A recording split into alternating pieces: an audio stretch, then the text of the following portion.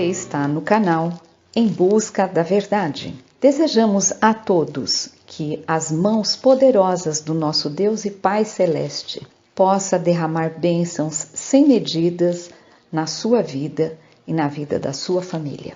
Nós estamos de volta para dar sequência ao estudo, onde nós estamos verificando os fatos históricos a respeito do movimento da reforma de saúde que teve lugar nos Estados Unidos no século XIX. Lembrando a você sempre que o propósito deste canal é lhe apresentar documentos dentro de uma análise histórica, escatológica, teológica, enfim, de uma forma que aqui os fatos apresentados leve a você a ter uma real reflexão dos fatos, de maneira que você mesmo possa tirar suas conclusões. Damos a todos o nosso bom dia. Vamos verificar mais algumas informações de como era o desenvolvimento do movimento pró-reforma de saúde no século XIX nos Estados Unidos. Falando da cidade de Portland, na década de 1830, era um pitoresco porto marítimo da região da Nova Inglaterra, nos Estados Unidos, contando com uma população de cerca de 15 mil pessoas. Carroças e carruagens, puxadas por cavalos, enchiam as suas famosas ruas arborizadas, e as damas de saia-balão ainda podiam ser vistas em suas calçadas lotadas. A localização da cidade era em um pedaço de terra que se projeta na Baía de Casco e a tornava ideal para o comércio marítimo proveniente das Índias Ocidentais, que sustentavam a economia. Os navios do Maine navegavam para o sul carregados de madeira ou produtos marítimos e voltavam sempre cheios de açúcar, de melaço, de rum e outros produtos caribenhos. Com um suprimento tão pronto de álcool nesta região, não é de se surpreender que a temperança tenha se tornado uma questão muito preocupante neste local e que a intemperança fosse causa de morte comumente citada nesta cidade. Os maiores assassinos, no entanto, foram o consumo, que representou mais de um quarto de toda a mortalidade, e também a escarlatina, que levou outros 20% de pessoas. Tanto em casa quanto no exterior,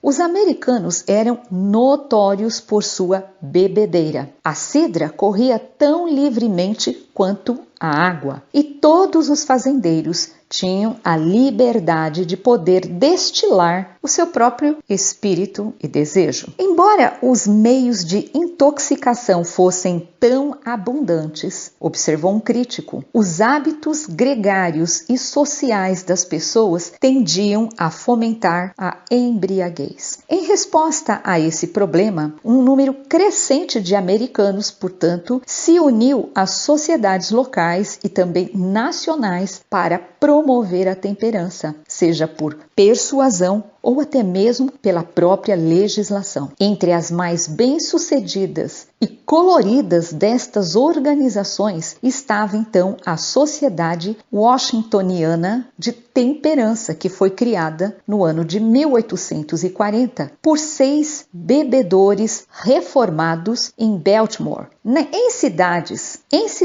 e vilas de todo o país, os oradores de Washington montaram barris de rum virado para cima, de onde relatavam as suas inúmeras experiências com esse tal demônio do rum. Sua abordagem provou ser eficaz e em poucos anos, centenas de milhares de bebedores bem-intencionados assinaram o compromisso de abstinência total em Washington. Em 1927, na cidade do Maine, em Portland, nasce Ellen White. Portland, portanto, sua cidade natal, era o centro de importação do rum proveniente das Índias Ocidentais e era o foco de atividades de reforma da saúde. Elizabeth Oakes Schmidt certa vez a chamou de cidade de estimação do olho divino. Durante a infância de Ellen, o infatigável Neil Donne manteve a cidade agitada com a sua campanha contra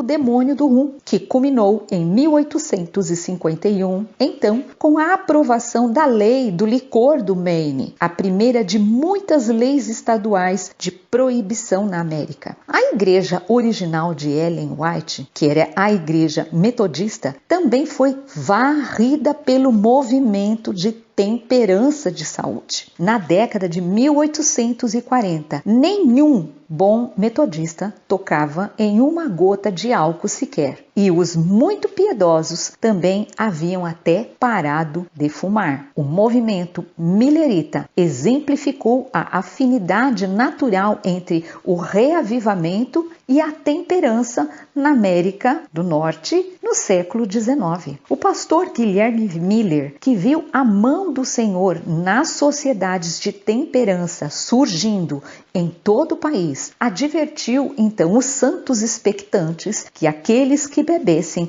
estariam totalmente despreparados para a segunda vinda. Entre os seus seguidores haviam reformadores de todas as matizes, incluindo muitos entusiastas da própria temperança, como o caso do jovem pregador millerita Tiago White. Veja só, em 1821, ao retornar de uma viagem à América do Sul, ele resolveu nunca mais beber um copo de aguardente sequer. Ao longo dos anos seguintes, ele então renunciou ao vinho e depois também ao tabaco e finalmente até a cerveja e a cidra. Em 1827, durante uma visita à casa em Fairhaven, Massachusetts, ele foi pego em um avivamento local e acabou por se juntar à igreja cristã. No dia do seu batismo, ele propôs a formação de uma sociedade de temperança e em pouco tempo tinha 12 ou 13 nomes em sua lista de assinantes. Em sua próxima e última viagem, então, o capitão abstêmio anunciou à sua tripulação chocada de que não haveria mais bebidas intoxicantes a bordo e convidou toda a tripulação para as orações da manhã e da noite. Sim, estamos falando da pessoa de Joseph Bates. Após a sua aposentadoria do mar, Bates continuou sua reforma pessoal, defendendo a causa de Sylvester Graham, um popular reformador da saúde, e deixando de lado também o chá, o café, a carne, a manteiga, queijo, alimentos gordurosos e doces ricos. Embora ele nunca tenha empurrado seus pontos de vista peculiares aos seus amigos adventistas, sua vida saudável era um lembrete constante para aqueles que estavam ao seu redor e aqueles ao redor dos possíveis benefícios de uma vida abstêmia. Bom, parece provável que ele tenha sido o fator mais importante em levar Ellen White, em 1848, a começar a falar contra o uso do tabaco, do chá e do café. Vamos falar agora um pouco sobre a vida do Dr. William Alcott. Ele foi um educador americano, reformador educacional, médico, vegetariano e autor de nada mais, nada menos do que 108 livros. Os seus trabalhos, que incluem uma ampla gama de tópicos, incluindo a reforma educacional, educação física, projeto de casas escolares, vida familiar e dieta. Aos 18 anos, Alcott começou a ensinar em uma escola localizada a poucos metros da casa do seu pai. Com breves interrupções, ele continuaria a ensinar pelos próximos 9 anos. Suas experiências como professor de escola do país estudante se tornariam, mais tarde, o assunto de muitas de suas publicações posteriores. Ele observou que os bancos usados pelos alunos eram muitas vezes dolorosos e, às suas próprias custas, ele construiu encosto nos bancos. Estes se tornaram os ancestrais das famosas carteiras escolares que vieram posteriormente. Ele fez campanha por melhor aquecimento e ventilação nas escolas. Ele trabalhou para melhorar o conteúdo intelectual das salas de aula. Enquanto ele era bem-sucedido como professor, no verão de 1824, ele sofreu um ataque desfigurante de uma perigosa infecção de pele, erisipela. E nessa época estava começando também a sofrer de tuberculose. Ele sofreria sintomas de ambos para o resto de sua vida. Então ele começou a estudar medicina com o pensamento de que, através do conhecimento extra, isso lhe ajudaria no seu ensino. O seu estudo de medicina foi um estudo breve. Ele frequentou o curso regular de estudos médicos na New Haven, Connecticut. E em março de 1826, ele recebeu então a licença para praticar a medicina. Além de ensinar, ele praticou medicina pelo menos até 1829. Alcott publicou um livro chamado A Dieta Vegetal, como sancionada por médicos e pela experiência de todas as idades, em 1838. É o seu trabalho mais conhecido e é também o mais significativo para a literatura médica sobre a questão de dieta vegetariana. Veja, foi publicado em 1838. Uma segunda edição deste mesmo livro foi publicada em 1849. Com um adicional nesta segunda edição de um livro de receitas, além de testemunhos médicos apoiando o que hoje é conhecido e chamado de dieta vegana. Alcott tornou-se um dos autores mais prolíficos no início da história americana. Ele escreveu frequentemente sobre temas da educação e da saúde. Em 1836, ele escreveu uma carta ao editor do Boston Medical and Surgical Journal, intitulada The Graham System, ou o Sistema Graham. Isso foi em 4 de maio, publicado nas páginas 199 a 201, e ele assinou, então, o documento. A causa de maior interesse para Alcott ao longo da sua vida foi, consideradamente, o vegetarianismo. Em 1850, ele escreveu 3 longas cartas sobre vegetarianismo ao editor, então, do New York Tribune, a pedido do editor, naturalmente, que foi publicada em 14 de agosto e também em 6 de novembro do mesmo ano. Aqui ele mostra claramente que a sua preferência era por uma dieta que não se utilizasse de produtos de origem animal, o que hoje seria chamado de dieta vegana. Bom, Alcott se opôs também ao consumo de álcool, de café, de carne, de temperos e chá. Ele argumentou contra o uso de condimentos, alegando que eram substâncias estimulantes. Ele também rejeitou o uso do gengibre, da erva doce, do cardamomo, do massis, da noz moscada e do coentro. Ele também acreditava que o alho, o rábano, o melaço e molhos eram drogas repugnantes e indecentes. Alcott escreveu ainda em 1856 o livro chamado The Physiology of Marriage, ou seja, a fisiologia do casamento. Ele deplorava as maneiras livres do namoro. Alcott editou o Moral Reform, que era um jornal da cidade de Boston, que foi publicado entre o período de 1835 até 1939, quando então encerrou-se as atividades. Esse jornal era dedicado a eliminar a intemperança, a gula e a licenciosidade. Ele foi o editor da revista vegetariana Library of Health. Em 1840, o Moral Reform e o Graham Journal of Health and Longevity foram fundidos no mesmo jornal conhecido como Library of Health. Alcott foi um membro fundador da American Physiological Society em 1837, a primeira organização vegetariana da América. Ele foi um membro fundador em 1850 e o primeiro presidente também da American Vegetarian Society.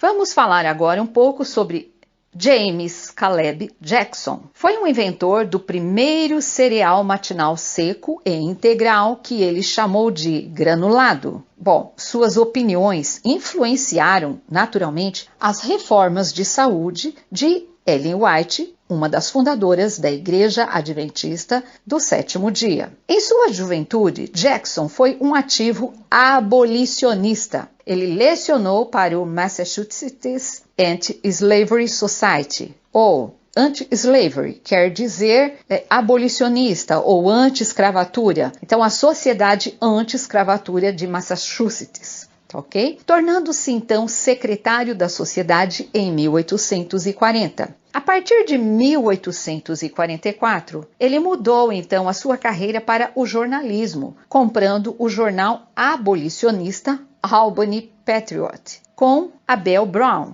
Jackson gerenciou e escreveu para o jornal até 1847, quando então a sua saúde debilitada o forçou a se aposentar.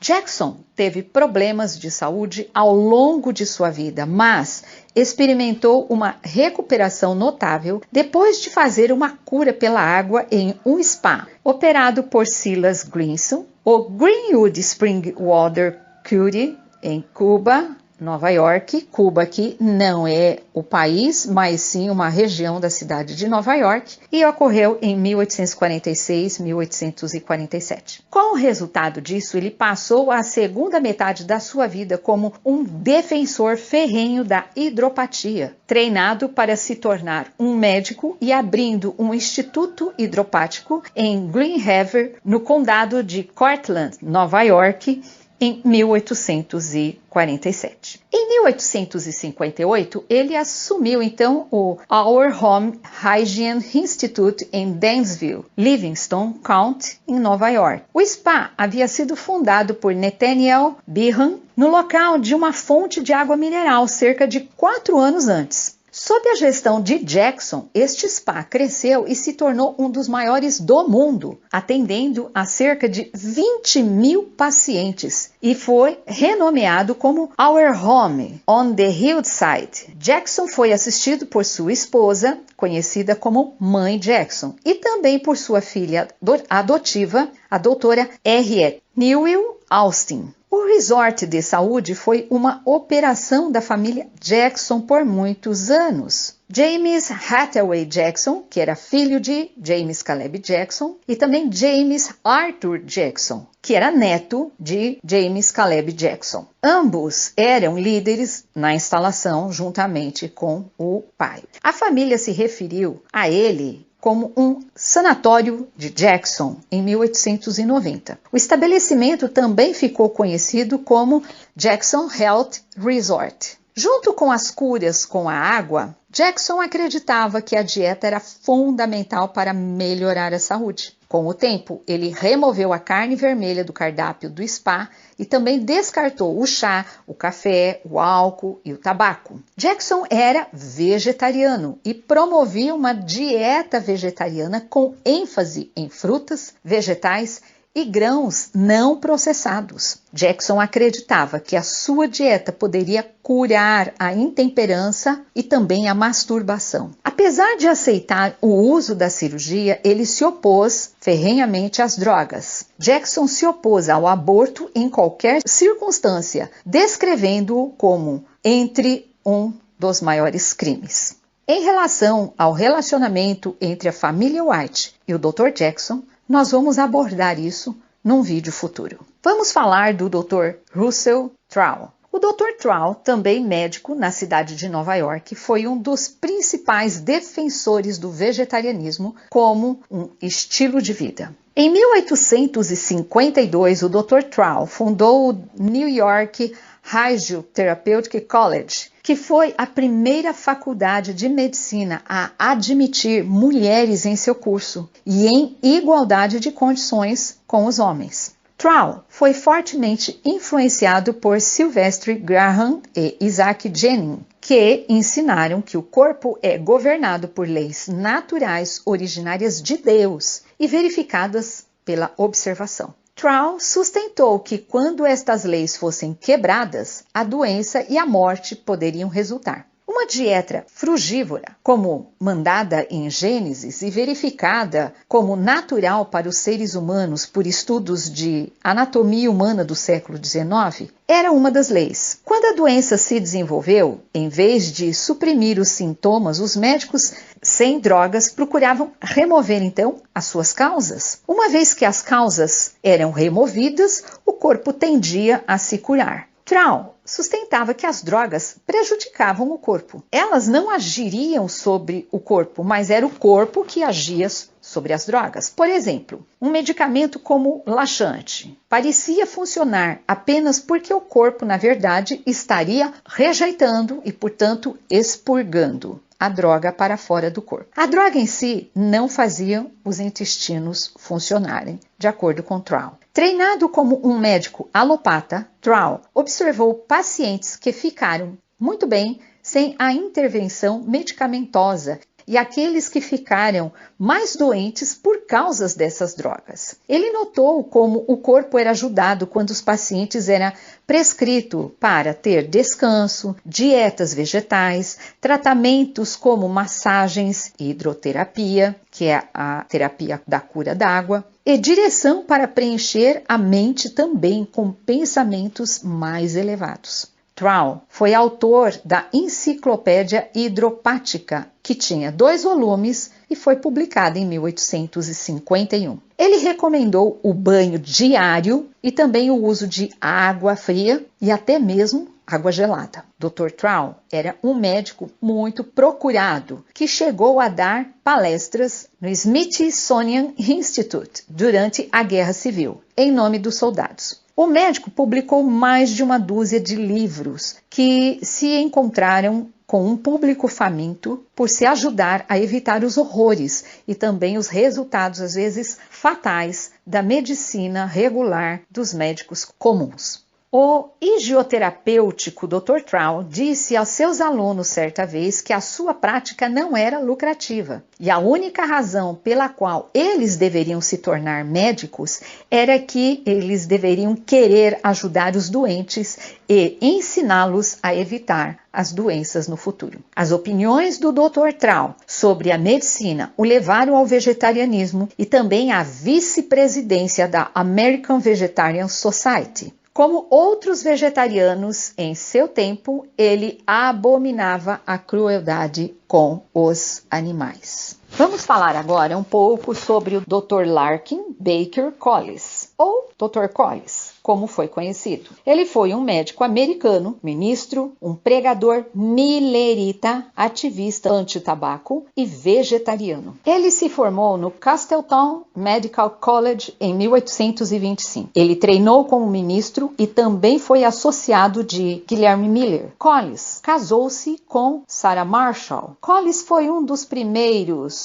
chamados cruzados contra o tabaco. Eram grupos de pessoas que se levantaram combatendo o uso do tabaco. Ele foi o autor de Beauty and the Deformity of Tobacco Use em 1853 e descreveu o tabaco como um narcótico mortal. Ele ingressou na Boston Medical Society e na Massachusetts Medical Society. O trabalho mais conhecido do Dr. Collis, com certeza, é a Filosofia da Saúde, que foi publicada pela primeira vez em 1848. mundo e que passou por muitas edições. Ele vendeu cerca de 35 mil cópias durante os seus primeiros 5 anos. A 26ª edição apareceu em 1851. O livro defendia a reforma de saúde cristã com argumentos a favor de exercícios, ar fresco, vegetarianismo, a não utilização de estimulantes, a pureza sexual, remédios sem droga. Collis defendia o vegetarianismo a partir de uma base nutricional, fisiológica e também religiosa. Collis foi um dos autores preferidos de Ellen White. Sobre a vida da doutora Mary Gove Nichols, vamos falar um pouco. A doutora Mary Nichols foi uma das principais médicas atuantes na cruzada do vegetarianismo durante o século XIX. Ela foi discípula de Sylvester Graham. Talvez o principal defensor do vegetarianismo no século XIX era Sylvester Graham, naturalmente. E como uma grahamita, sua principal forma de ativismo foi ensinar então a fisiologia e a anatomia aos americanos. Para isso, a doutora Mary Gove, que era uma médica proprietária de um estabelecimento de cura pela água, ou seja, uma instalação não medicamentosa, sendo uma cura pela natureza, ela apresentou uma série de palestras para o público exclusivamente feminino e ansiosas para aprender sobre o corpo humano e sobre como ele funciona. Na época, as mulheres elas não deveriam dar palestras para públicos, incluindo homens, mas Mary Gove conseguiu quebrar esta situação existente. Houve uma ruptura numa condição social existente da época e ela conseguiu alcançar as mulheres também por meio das suas palestras de forma publicada em suas revistas e também em outros trabalhos. A doutora Mary Gove também era uma romancista e reconhecida por ninguém menos do que Edgar Allan Poe, cuja jovem esposa moribunda Mary Gove tentou salvar de um caso fatal de tuberculose. Mary Gove não conseguiu salvar a sua amada prima e esposa de Poe, mas conseguiu ajudar muitas pessoas a recuperar a saúde. As mulheres e os homens também estavam interessados no que Mary Gove tinha a ensinar, porque queriam assumir o controle de sua saúde e da saúde de suas famílias, em vez de ficar dependendo de drogas, muitas vezes traiçoeiras e às vezes até fatais, que prevaleceu ao longo de muitos séculos. A doutora Mary Gove Nichols lecionou para o Ladies Physiological Society, que é uma ramificação da American Physiological Society. Ela foi descrita como a primeira mulher na América a dar palestras sobre tópicos de anatomia e fisiologia e incluiu aulas sobre vegetarianismo e também prevenção e cura de doenças. A doutora Mary Nichols acreditava que o câncer poderia ser curado a partir de uma dieta vegetariana. A doutora Mary Nichols era muito popular em suas palestras e a história registra que em uma de suas palestras o público chegou a atingir 2.000 pessoas, sendo que esta palestra foi ministrada em uma cidade bem pequena. O vegetarianismo era um componente integral nos seus ensinamentos e como o seu mentor era Sylvester Graham, Mary Gove naturalmente explicou que Deus não projetou o corpo humano para comer carne, mas para comer os alimentos do reino vegetal. Mary Gove, assim como Graham, não era a típica defensora do vegetarianismo de hoje. É duvidoso que ela teria aprovado muitos alimentos vegetarianos de conveniência existente hoje,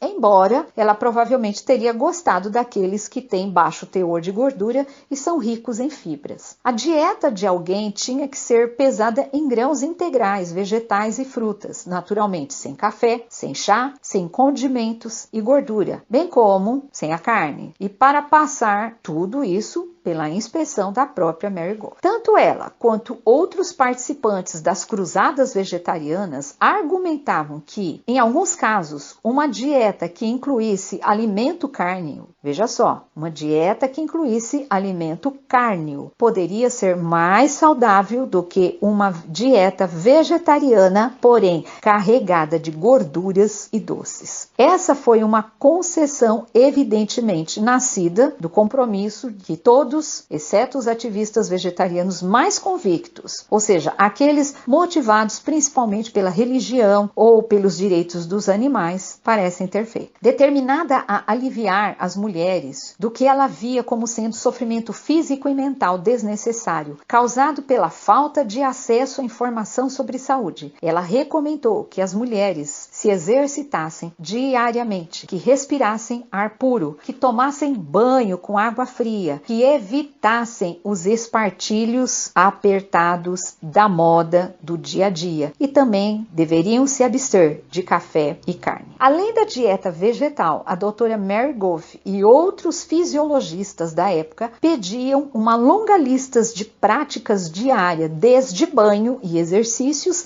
até descanso adequado e atitudes alegres como prescrição para a saúde. Se esse conselho parecer familiar da próxima vez que for mencionado, então lembre-se da doutora Mary Goff, que como Graham viajava de cidade em cidade pregando a fisiologia de uma dieta vegetal. Ao longo do tempo, muitas das ideias dos pioneiros vegetarianos americanos, derivadas da observação da Bíblia, naturalmente, e da história natural, foram cientificamente verificadas e adotadas pela medicina convencional. Até agora, o reverendo Graham e a doutora Mary Goff e também demais raramente receberam créditos por suas tentativas de ajudar a América doente. Mas, com certeza, teve pessoas com a capacidade para roubar-lhes os pensamentos, roubar-lhes os materiais, plagiando seus materiais a troco de ficar ricos e receberem honras por parte de outros. Vamos falar da vida do Dr. Joy Shell e também a sua esposa Mary Louise Shell. O Dr. Shell, ele era médico e a sua esposa uma hidroterapeuta. Ambos eram autores de livros sobre saúde. Ambos eram também amigos da doutora Mary Goff Nichols. Em 1844, Shell estabeleceu a primeira instituição de cura pela água na cidade de Nova York. Em maio de 1845, ele abriu o New Lebanon Spring Water Cure Establishment. Ele era o coproprietário e médico conselheiro. David Campbell foi seu gerente por 10 anos. Shell foi influenciado por ideias dietéticas de Sylvester Graham e promoveu práticas naturais de higiene como os banhos, exercícios e massagens, bem como a eliminação do álcool e do tabaco. O Dr. Shell e a sua esposa eram vegetarianos. Em 1845, o Dr. Shell lançou o jornal The Water Cure Journal e depois de 1850, por incrível que pareça, havia uma lista de mais de 50.000 assinantes. O Dr. Russell Trout editou o jornal a partir de 1849 e esse mesmo jornal foi renomeado para The Herald of Health mais tarde. Sua esposa, a senhora Shell, lançou um livro, naturalmente com a sua revisão, direcionado às mulheres, chamado Água Cura para Senhoras, um trabalho popular sobre a saúde, dieta e regime de mulheres e crianças e a prevenção e cura de doenças, como um relato completo